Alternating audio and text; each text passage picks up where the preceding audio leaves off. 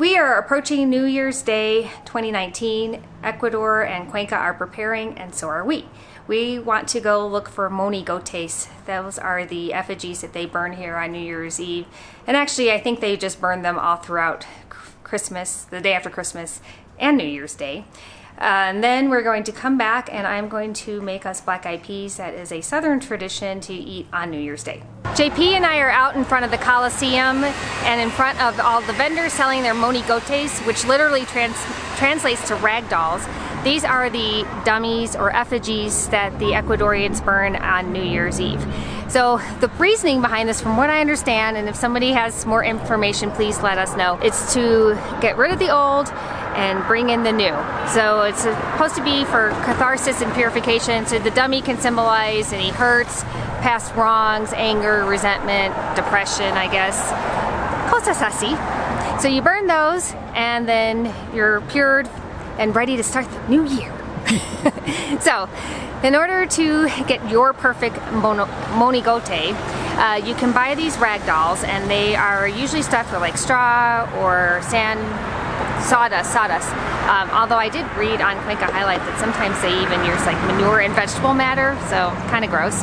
And that they may have firecrackers stuffed in them too.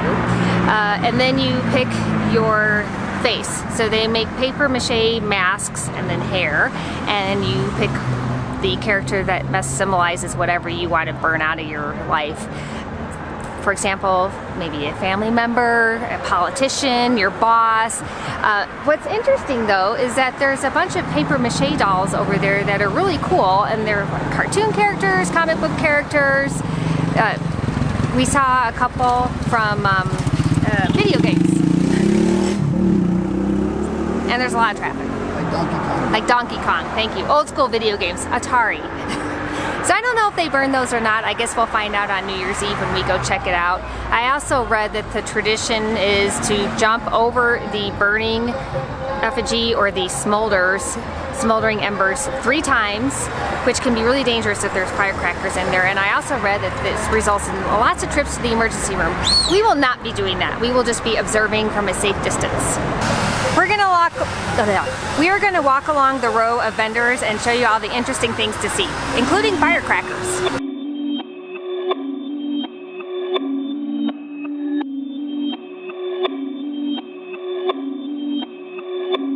Perfect.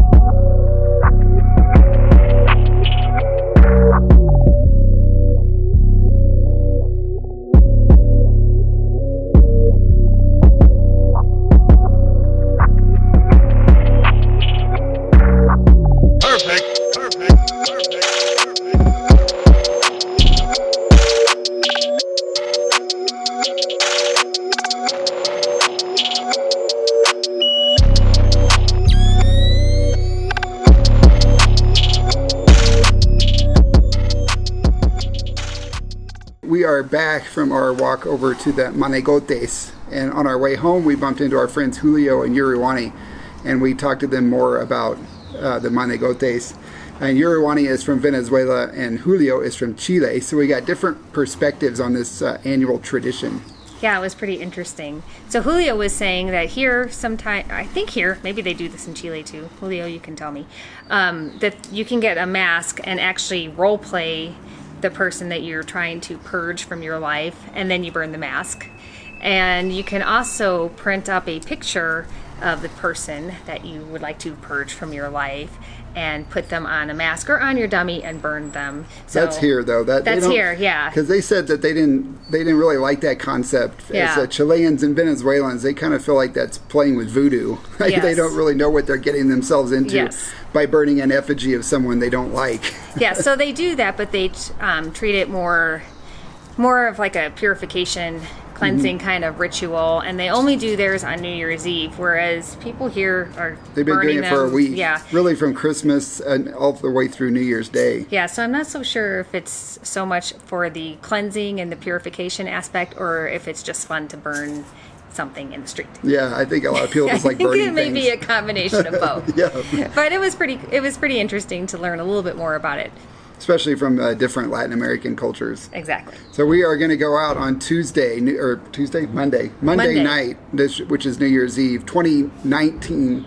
Well, it's 2018 New Year's Eve, 2019 New Year's Day. Yes. Anyway, we're going to go out on Monday night and do some filming of the effigies being burned. They have big demonstrations down in El Centro that we're going to go film. Yeah, and Julio was saying that the neighborhoods, they each kind of have a contest, and sometimes they specialize or they focus on one aspect. So political, he mentioned soccer. Yeah, I guess you can burn your opposing team. Things like that. So I thought that was kind of interesting. So we don't know what to expect or what we're going to be getting ourselves into, but it should be a fun adventure regardless. Yep. But now it's time to make our black eyed peas. Yeah, so make sure and tune back in on Tuesday. I will post this on New Year's Day. The New Year's Eve video will be posted on New Year's Day so you can see the effigies being burned. Yes, and hopefully some good fireworks too. Yep.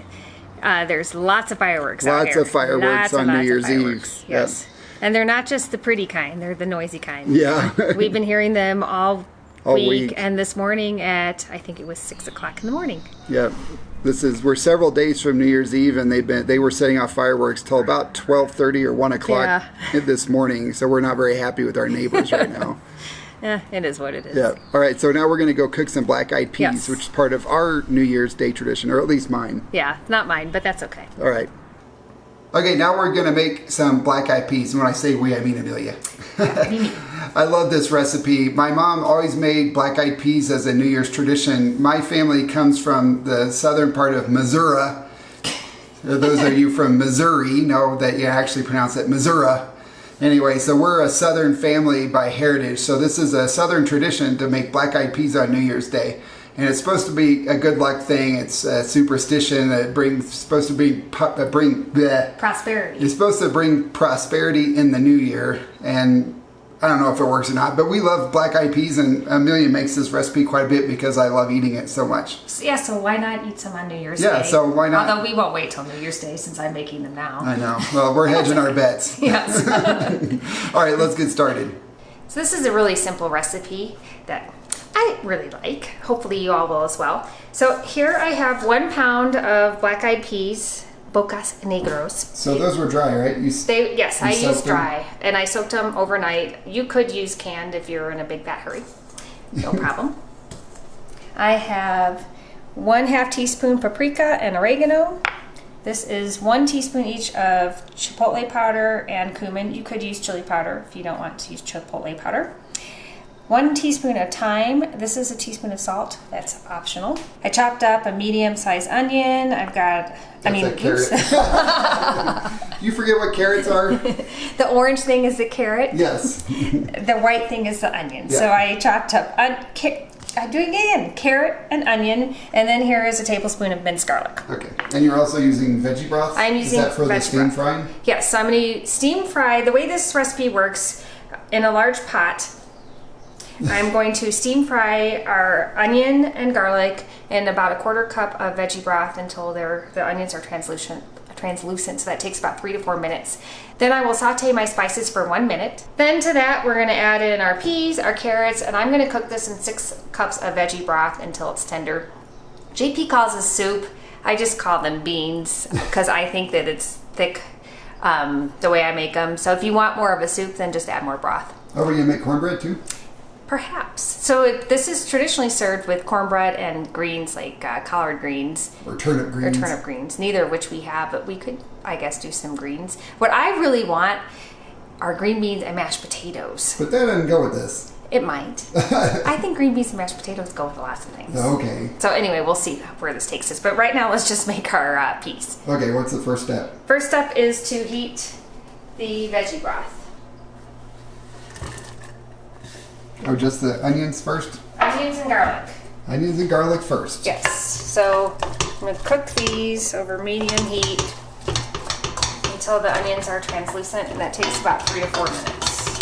So now I'm going to add our spices into our pot, and then like I had mentioned, I'm just going to cook them for an additional minute just to get them nice and toasty and release some of the flavors, the aromatics, if you will. Now I'm going to add in the peas and the carrots.